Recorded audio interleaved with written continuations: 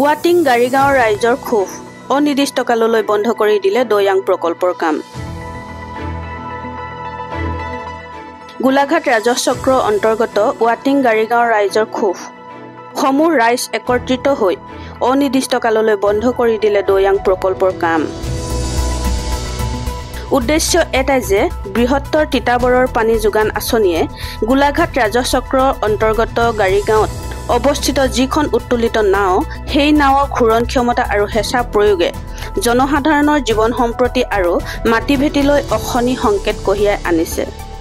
2011 চনতে প্ৰতিষ্ঠা কৰা উক্ত উত্তোলিত নাওখনে যি 15টা বছৰে যথেষ্ট ক্ষতিসাধন কৰিলে, কিন্তু তাৰ পাছতো জনস্বাস্থ্য কাৰিকৰী বিভাগ, পাব্লিক হেল্থ ইঞ্জিনিয়াৰিং ডিপাৰ্টমেণ্টে কোনো ধৰণৰ পদক্ষেপ নোলোৱাৰ অভিযোগ ভুক্তভোগী ৰাইজৰ।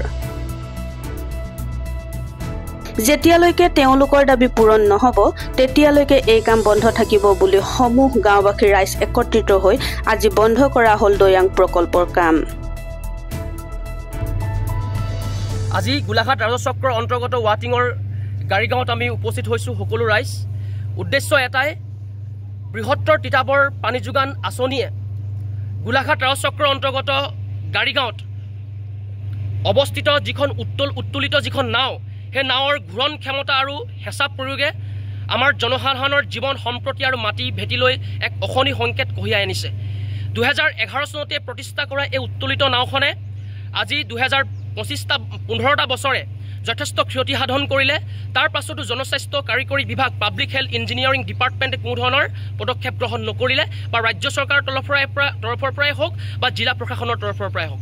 গতিকে আজি ঐক্যবদ্ধভাৱে আমি বাৰম্বাৰ জিলা প্ৰশাসন, বিভাগীয় কৰ্তৃপক্ষক আমি দাবী উত্থাপন কৰিছিলোঁ, সোনকালে জিঅ' বেগৰ ব্যৱস্থা কৰি গাড়ীগাঁওকে ধৰি পাৰ্শ্বৱৰ্তী এলেকাক খহনীয়াৰ পৰা বচাব লাগে, দৈয়াং নদীৰ খহনীয়াৰ পৰা। গতিকে কোনো ধৰণৰ তেওঁলোকে পদক্ষেপ গ্ৰহণ নকৰিলে। আৰু নতুনকৈ যিটো পাব্লিক ইঞ্জিনিয়াৰিং স্কিম হৈছে, প্ৰায়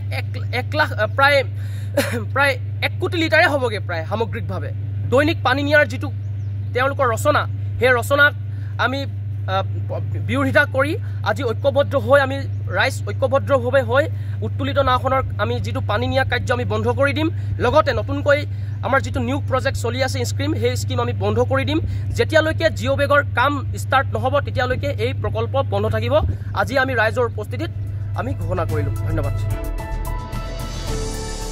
গোলাঘাটৰ পৰা পল্লৱিকা বৰুৱাৰ ৰিপৰ্ট।